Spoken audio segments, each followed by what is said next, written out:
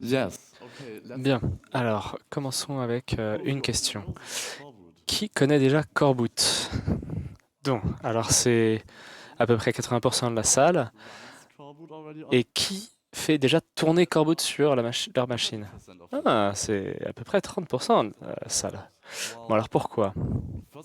Alors déjà, Coreboot est, est censé tourner uniquement sur Intel.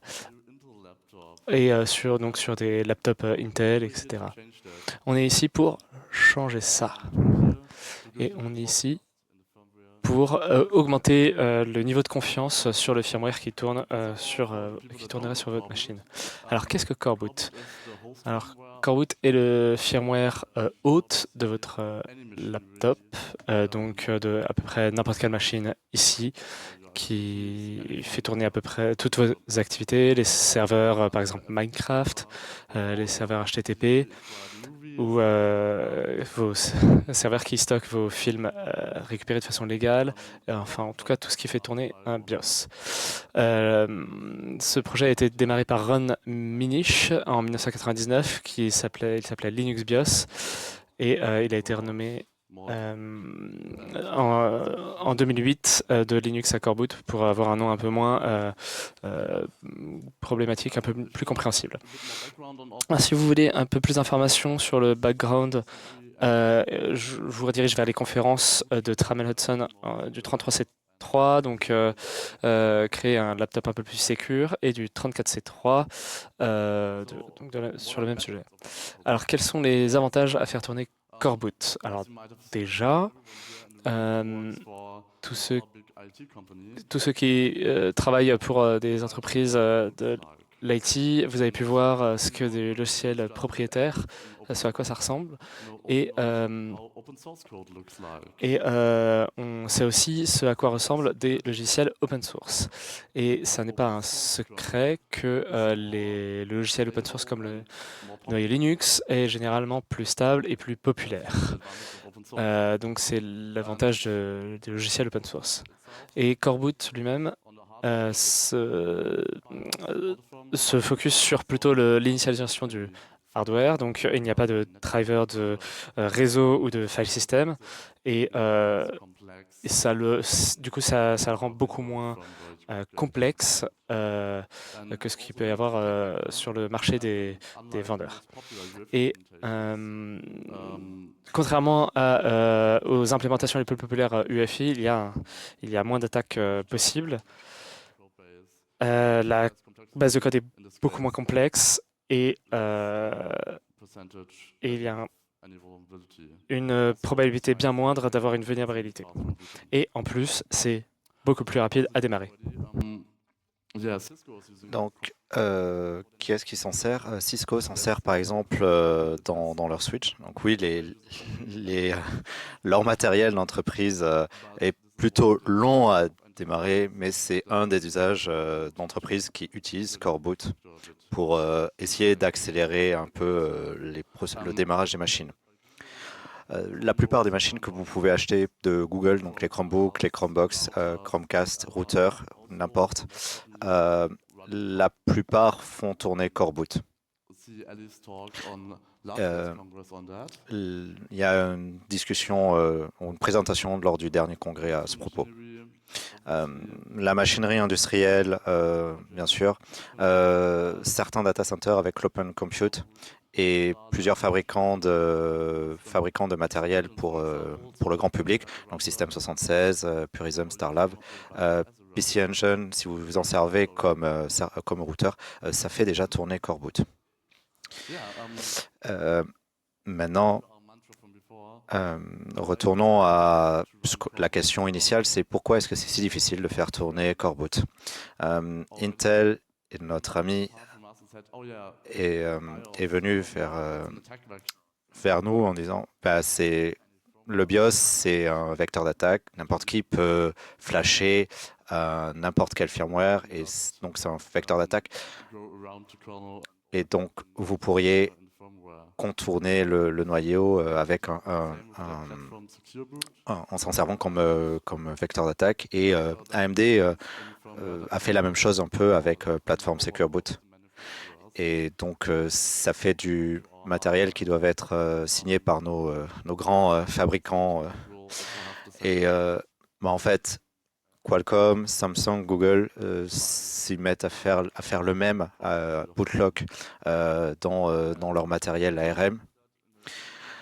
Donc Intel, eux, ils ont implémenté ça dans le Management Engine et c'est ce dont on va parler. C'est ce qui démarre avant que les cœurs x86 démarrent ou soient même alimentés. Ça va notamment vérifier le micro-logiciel qui est chargé dans le CPU avant qu'il soit chargé. Et ça le fait au travers de fusibles pour vérifier. Et ces fusibles ont été brûlés normalement à la sortie de l'usine, donc vous ne pouvez pas écrire. Et ça devient impossible de modifier le firmware si ces fusibles ont été brûlés. Mais ça prend en compte que le fabricant, et bien sûr, n'est pas oublié de le faire.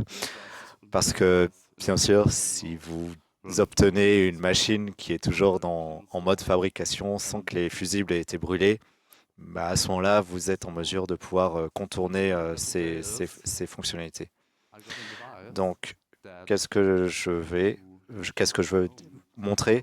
C'est, j'ai une machine avec, ces fusibles, elles ne sont pas brûlées, donc je vais pouvoir faire tourner Core Boot. Donc, c'est bon, on va vous guider et on va avancer dans les prochains slides mais avant de rentrer dans ça, je vais vous expliquer comment fonctionne le démarrage en x86. Bonjour.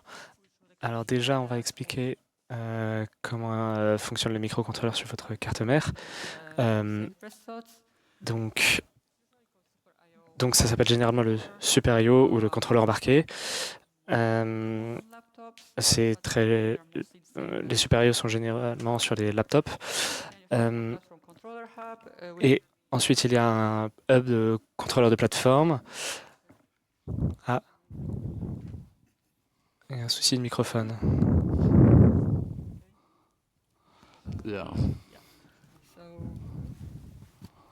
Petit souci technique.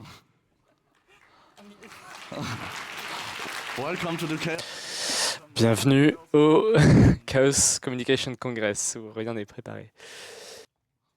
Tout peut arriver.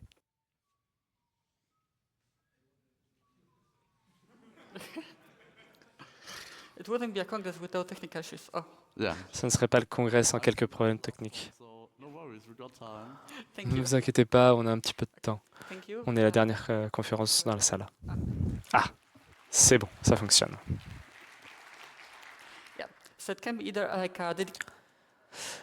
Donc, il y a plusieurs puces sur la mainboard.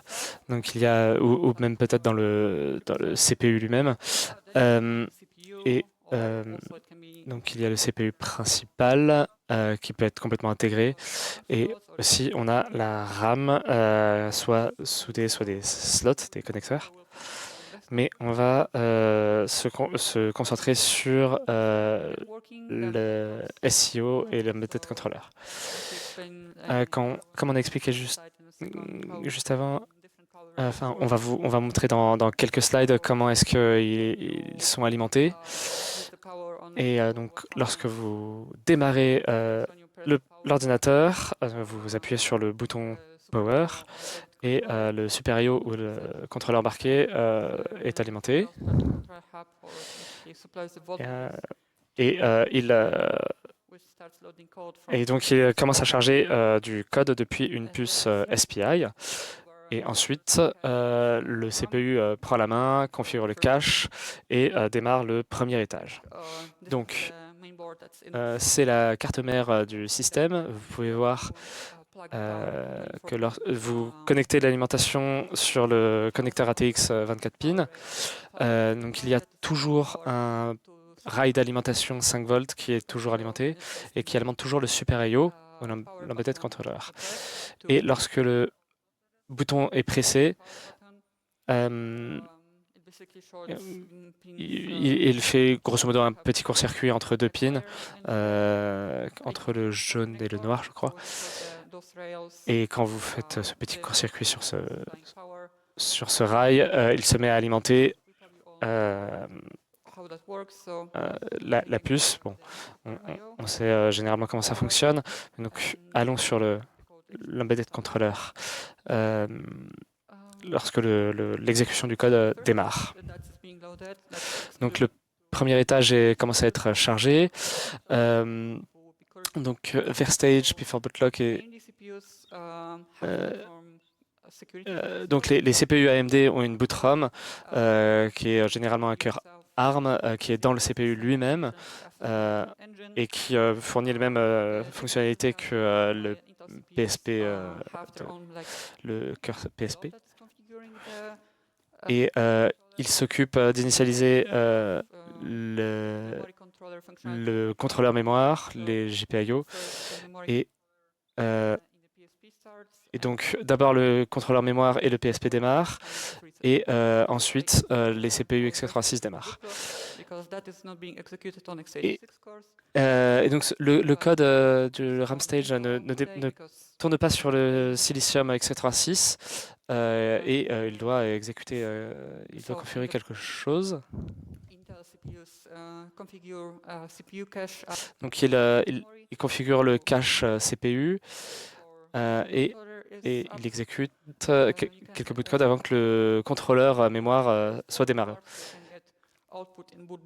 Et il initialise aussi le GPIO et l'UART pour que la configuration soit effectuée. Donc ça va utiliser le FSPM, le Firmware Support Package. Donc c'est quelque chose plutôt d'Intel, mais en fait ça leur permet de ne pas à nous donner le code. Ils nous donnent à la place une API qu'on peut utiliser en core boot pour pouvoir configurer certains paramètres. Et notamment si vous voulez activer XMP ou la mémoire d'une certaine façon. Si ça configure, ça entraîne la mémoire de manière correcte, à ce moment-là, c'est sauvegardé dans un MRC cache, le Memory Controller Cache. Et donc, la prochaine fois que vous allumerez la machine, ça ne va pas refaire l'entraînement de la RAM, ça prendra depuis le MRC cache. Quand toutes ces étapes sont terminées, ensuite, il y a le RAM stage qui est lancé. C'est là où ça va faire appel au FSPS, donc le FSP Silicon. Donc ça va configurer le contrôleur d'interruption, les cœurs CPU, les bus PCI Express, GPIO, les tables APCI, comme ça il sait comment il peut, pour signaler au système d'exploitation, comment il peut discuter avec le système. Et ensuite, ça va passer la main à la charge utile. Et c'est là où, en fait, c'est plus dans le domaine de core boot. Core boot prend vraiment la position d'initialiser la plateforme, le matériel, et ensuite il passe la main à un logiciel qui va ensuite faire la jonction pour démarrer ensuite votre système d'exploitation.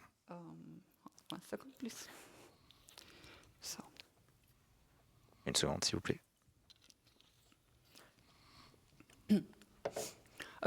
OK. Donc, le Super I/O, c'est quelque chose des microcontrôleurs très simples. Ils ont généralement leur propre storage SPI. Donc, vous avez dans le firmware de l'autre des registres à configurer. Si vous aviez des choses très anciennes, il y a notamment des contrôleurs pour les disquettes, contrôleurs pour les IDE ou les ports parallèles. Bon, c'est plus présent dans les ordi d'aujourd'hui, mais c'est désactivé, mais c'est encore présent. Certains fabricants gardent un support pour le port série en RS232, donc ce qui permet comme ça d'avoir facilement une sortie en série. Le Super I/O a aussi le contrôle de l'environnement, notamment c'est la surveillance et le contrôle de la température du CPU, de la machine, et de pouvoir en conséquence faire fonctionner les ventilateurs, les ventirades avec éventuellement par PWM. Ça va aussi avoir le contrôleur PS2.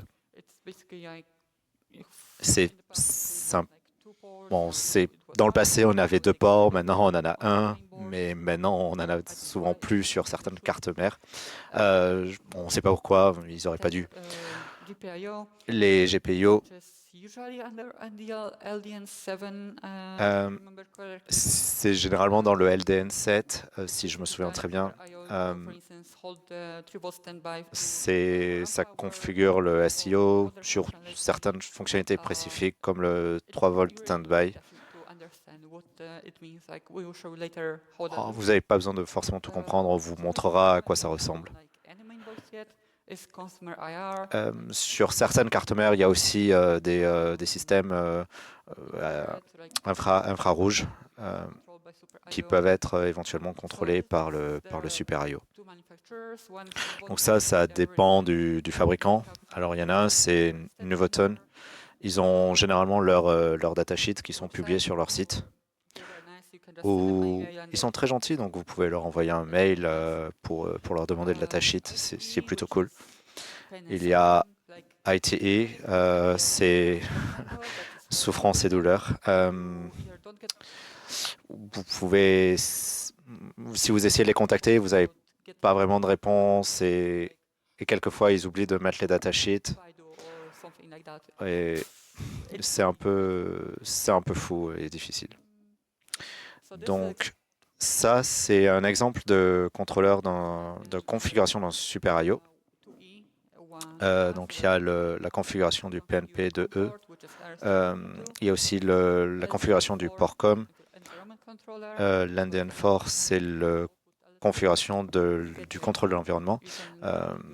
Bon, après, vous avez l'idée générale. Vous pouvez configurer les sondes, comment elles sont connectées, les ventilateurs, quels sont les ventilateurs, comment ils sont connectés, qu'est-ce qui les contrôle. Et ce board n'a pas de PS2, donc ça c'est désactivé. Et ce qui est à la fin, c'est ce qui est pour l'infrarouge, donc c'est désactivé aussi parce qu'il n'y en a pas. Et dans le cas d'un contrôleur embarqué, ils ont généralement les mêmes fonctionnalités, mais ils ont leur propre micro-logiciel. Donc on peut cibler Fucos, le chip principal. Il y a un sticker dessus, mais ça n'a rien à voir dessus. Les petits chips SPI font juste 1 mégabit. Il y a dedans le firmware. La plupart des conceptions faites par Lenovo ou Compaq sont en AR Compaq, pardon. Dans certains cas, par exemple Chrome OS, le Chrome OS Embedded Controller, ça c'est écrit en C avec une base FreeRTOS. Donc c'est open source, ce qui est plutôt cool de pouvoir travailler avec. On peut le modifier. Et voilà, vous avez généralement deux options et les solutions open source sont plutôt bonnes. Dans ce cas-là, vous n'avez pas besoin de configurer les registres parce que du firmware de l'autre, parce que là, c'est dans la SPI. Si vous avez un ordi portable avec le firmware de base, vous avez besoin d'écrire aussi les tables d'ACPI, notamment pour surveiller le remplissage de la batterie. Et ça peut être un peu difficile. Et c'est quelque chose que beaucoup de personnes ne savent pas, c'est que le clavier de leur clavier n'est pas connecté par le port PS2. En fait, l'embedded controller va scanner le clavier et construire une matrice pour pouvoir ensuite contrôler le clavier. Ça permet aussi, notamment par exemple, de contrôler la lumière, la luminosité du clavier. Ça surveille donc l'état de la batterie et d'autres choses. Ok. Ok, je vais parler de ça. Alors, comment est-ce qu'on vérifie que bootcard est désactivé ou pas? Alors, déjà, il y a cette commande qui s'appelle rdmsr. Donc, on peut vérifier avec mode propre que MSR est activé. Et ensuite, en étant sudo, on peut vérifier sur le statut, et si on a un statut de 0 ou 7 avec plein de zéros, ça veut dire qu'il n'est pas provisionné. Et donc ça veut dire que les fusibles ne sont pas brûlés. Ok, donc ça veut dire qu'on peut flasher un firmware sur cet appareil. Cool. Un autre moyen de vérifier ça, par exemple, si vous voulez acheter une carte, vous pouvez peut-être récupérer le firmware depuis le site web et vérifier la présence des flags qui confirment cet aspect-là. Vous pouvez vérifier ça parce que c'est une instruction. Donc, voilà.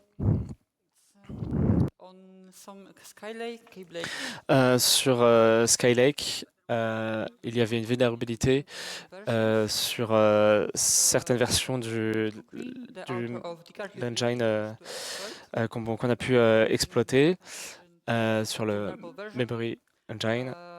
Et ça nous permet d'avoir de l'exécution de code qui permet de bypasser la vérification du boot. Donc, je vous encourage d'aller regarder les détails sur... Est-ce qu'on ne peut pas aller trop en détail maintenant? Et donc sur certaines, ça nous a permis de porter Coreboot sur certains systèmes comme Optiplex de Dell et le ThinkPad T480 de Lenovo. Ok. Donc, comment est-ce qu'on peut dumper le firmware d'origine? Donc déjà, on boot Linux, parce qu'avec Windows, ça ne va pas fonctionner. Désolé. Donc, on boot Linux avec le niveau de log le plus élevé, par exemple avec Fedora, et avec ces options qui nous permettent d'accéder à plus d'informations en désactivant des protections mémoire. Donc, on installe tous les outils dont on a besoin, LSPCI, LSUSB, etc. Enfin, toute la liste que vous avez sur l'écran. Et ensuite, on récupère tous les logs des outils.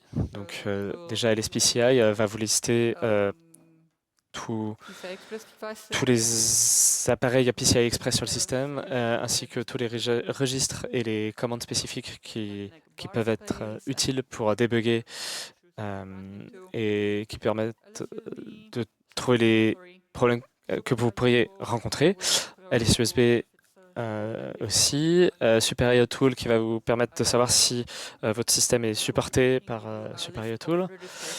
Et il va vous lister les registres auxquels vous pouvez avoir accès dans votre firmware.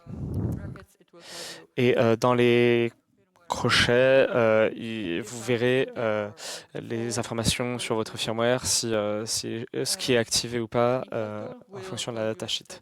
Intel Tool va vous donner des informations sur le statut de pas mal de choses, mais la chose la plus intéressante, c'est la configuration des GPIO. Ce qu'on peut parser avec un autre outil qu'on va voir après. EC Tool, c'est un peu comme SuperIO Tool. MSR Tool, je ne me rappelle plus si c'est vraiment nécessaire, mais bon. DMIDcode va vous donner des informations qui peuvent être assez intéressantes à propos de la mémoire, de la configuration des barrettes de mémoire. Et ça va vous donner quelques informations de configuration des adaptateurs réseau aussi. NVRAM aussi, je crois que j'en avais jamais eu besoin, mais bon, parfois c'est utile pour vérifier les informations de confirmation de la NVRAM, mémoire non volatile. SCPI-DUMP va vous donner, juste vous copier en fait le fichier du kernel. Donc c'est un XDump qui va sortir de ACPI dump et on va l'extraire, le décompiler avec ASA Tool et va juste vous donner une table complète des tables ACPI qui viennent du firmware et c'est très utile, surtout si vous avez un laptop.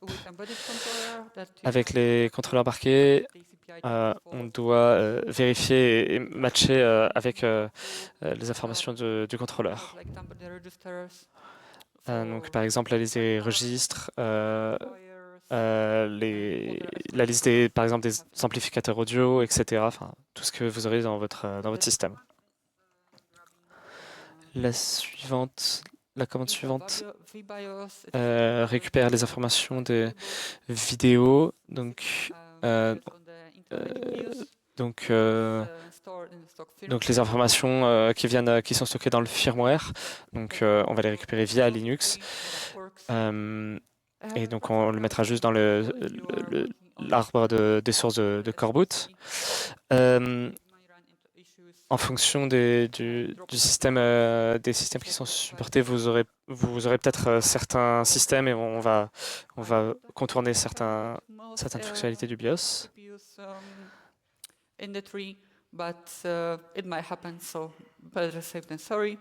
Ouais, mieux vaut avoir cette information et plutôt que se rendre compte après qu'on en a besoin.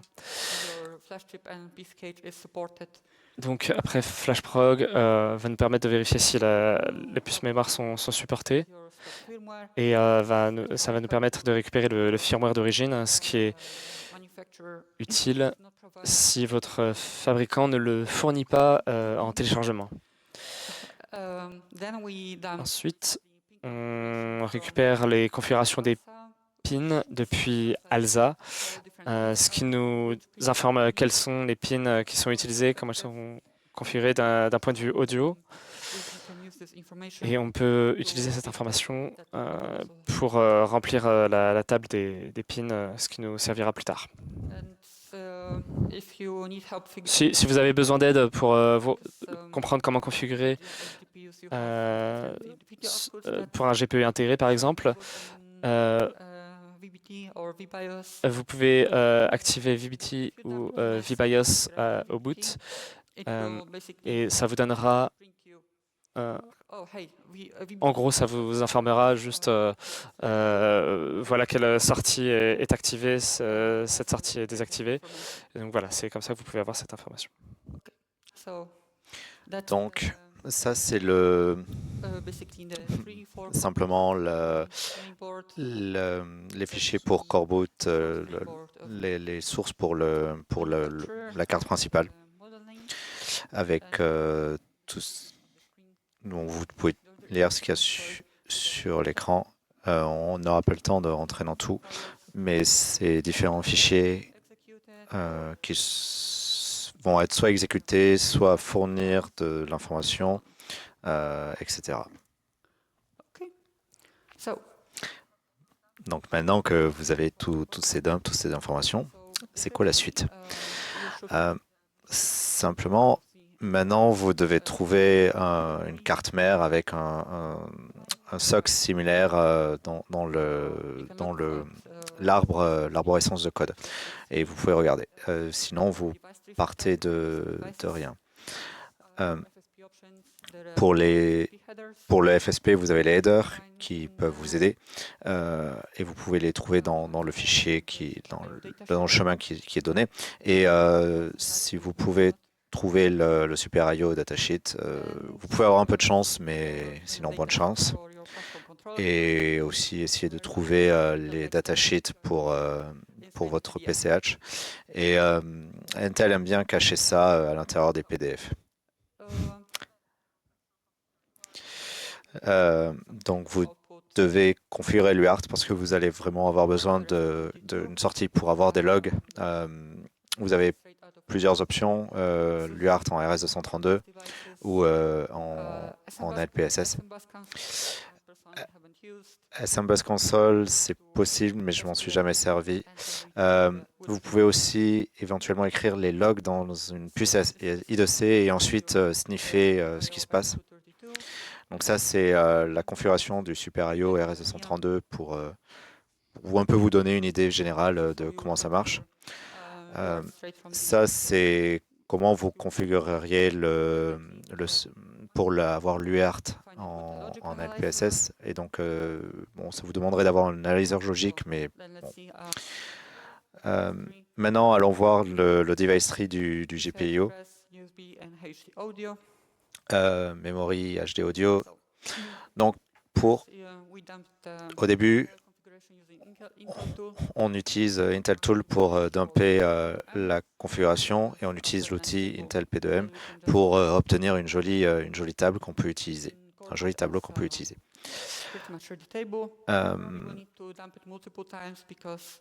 Vous allez peut-être avoir besoin de dumper la configuration plusieurs fois parce que par exemple si vous branchez un écran, ça va changer les APCI et ça va changer l'ordre et donc vous allez probablement devoir rebooter plusieurs fois, dumper et essayer de comparer les résultats. Et surtout, n'essayez pas de reconfigurer les GPIO. S'ils sont configurés en output, laissez-les comme ça et pareil en input, parce que sinon vous allez griller des choses. Les emplacements mémoire, c'est plutôt mémoire, c'est ce morceau de code. Là, par exemple, vous voyez qu'on a 2 canaux mémoire.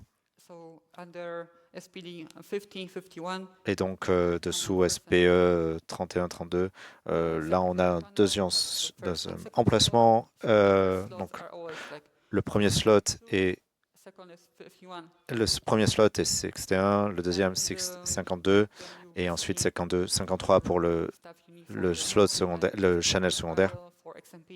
Et ensuite, vous configurez la vitesse et tout le reste pour, notamment si vous voulez XMP.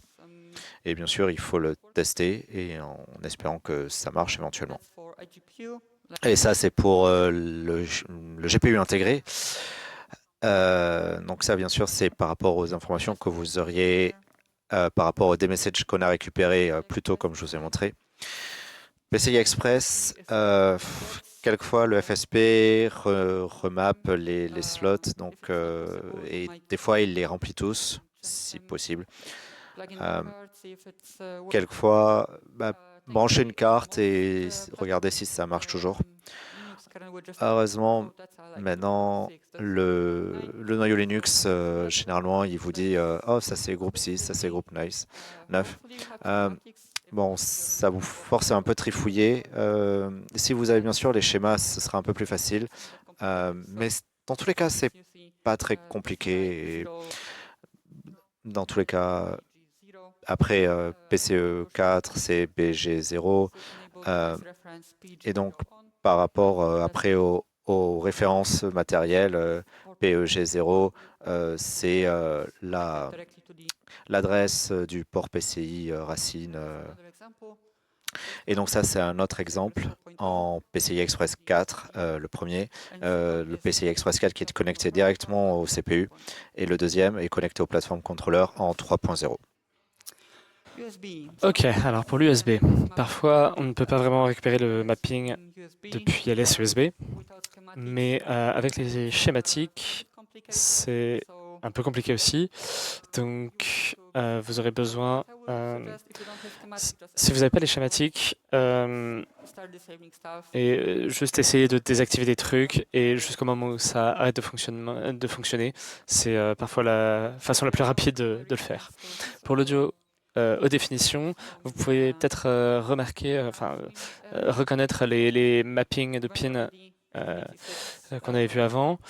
Donc là, les mappings sont c'est le Intel x86. Ensuite, c'est l'ID du sous-système, le nombre d'entrées, donc les masques, les pin masques, etc. Donc en réalité, c'est pas très compliqué. Ok. Maintenant, pour la payload, la charge utile. Donc après core boot, on a qui fait l'initialisation hardware. Donc en tant que développeur core boot, notre gouvernance s'arrête quand Coreboot s'arrête, mais il faut quand même s'y intéresser parce que sans charge utile, Coreboot n'a pas vraiment d'utilité. Donc, on a les payloads sous forme de services UEFI. On a CBIOS qui fournit les mêmes fonctionnalités que les BIOS. On a U-Boot qui est beaucoup plus simple, qui est une implémentation très simple des services UEFI. On a Grub2 qui est généralement pas testé avec BSD mais qui fonctionne avec Linux. Et on a aussi Linux Boot qui est un noyau Linux avec un très minimal. Et bon, pour Windows, bon, bah, ça ne fonctionnera pas. Bon, en tout cas, Linux Boot, c'est une conférence à lui tout seul, mais il utilise la fonction kexec du noyau Linux pour viser un noyau Linux cible. Et donc, par exemple, on pourrait avoir un noyau Linux pour le boot qui charge un noyau Linux sur le disque dur. Si vous voulez builder Coreboot, bon, bah, suivez évidemment la documentation. Il faut récupérer la toolchain, les compilateurs, etc. Donc ensuite, il faut que vous décidiez si vous voulez récupérer les images IFD ou les régions ME du fabricant de l'image du fabricant. Il faut vérifier que les options de debug sont bien activées, sinon vous ne pourrez pas vraiment débugger votre build. Donc vous activez aussi le port série. Et ensuite, vous buildez Coreboot et on peut l'utiliser. Donc on peut le flasher via un flasher SPI comme FT232H, etc., Raspi, etc. On utilise l'outil FlashProg, c'est ce que je recommande. Et ensuite, on flash et on essaye de démarrer. Pour débugger, c'est un petit peu différent.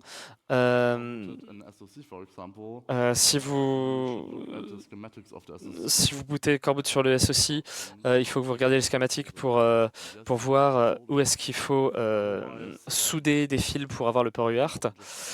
Bon, sinon, pour des PC de bureau, peut-être qu'il y a un port RS-232 directement. Et il faut juste savoir comment le brancher sur votre carte mère. Ok. Si vous avez...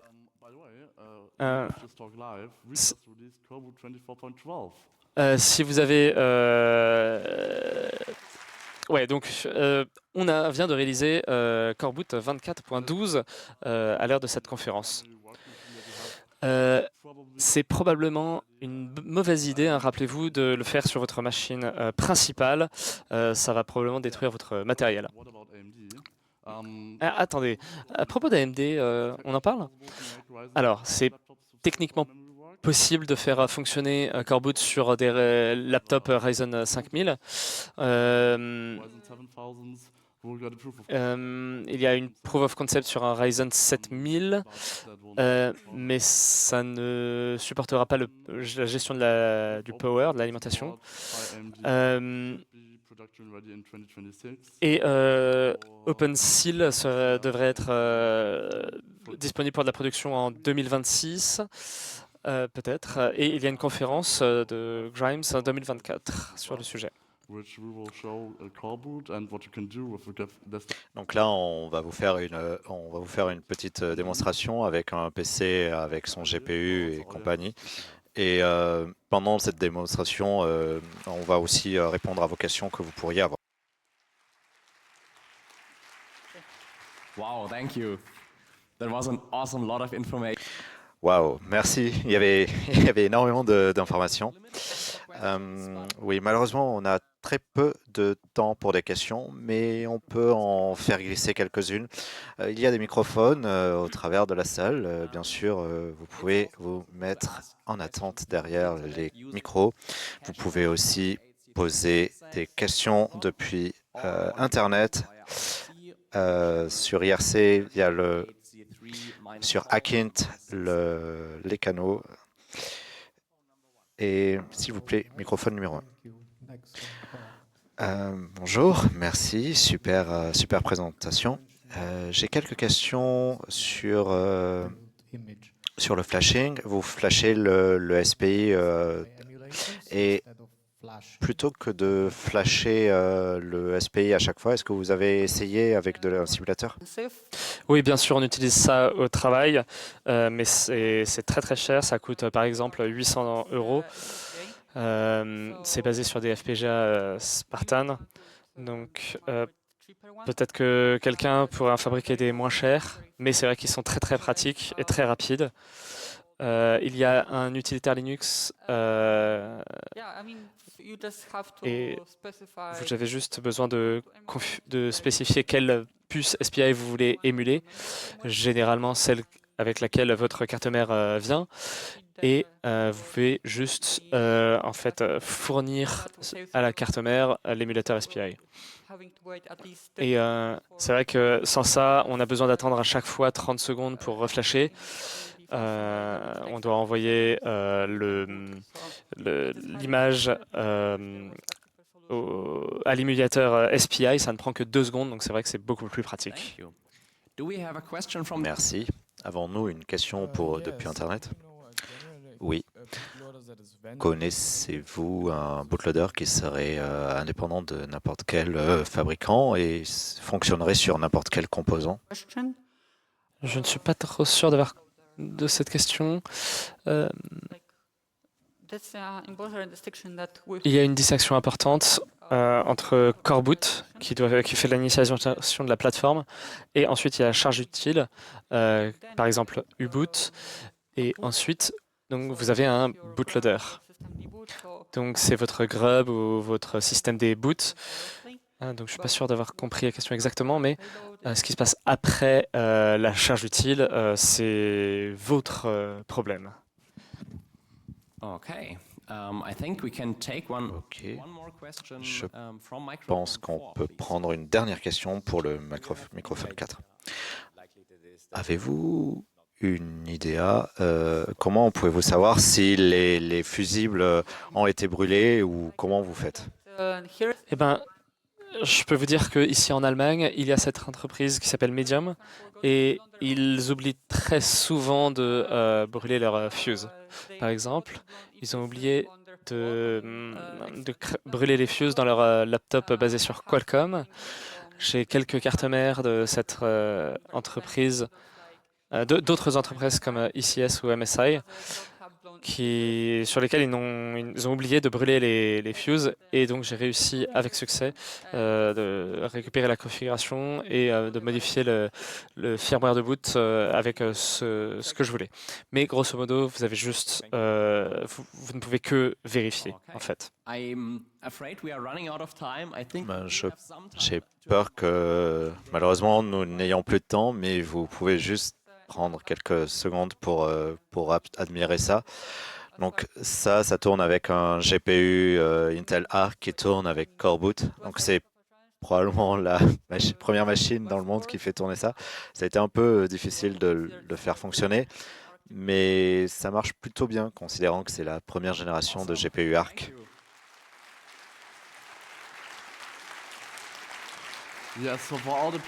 Génial, merci beaucoup. Il y a beaucoup de personnes qui disent que vous pouvez pas jouer sur Core Boot, mais là, vous leur prouvez qu'ils ont faux. Oui, bien sûr, vous pouvez aussi faire du Blender avec des machines avec des gros processeurs et beaucoup de RAM, et ça marche bien. Bah, amusez-vous bien. Ok, bon, espérons que l'an prochain, la plupart d'entre vous puissent venir au congrès avec un PC Core booté. Donc, donnez un grand nombre d'applaudissements.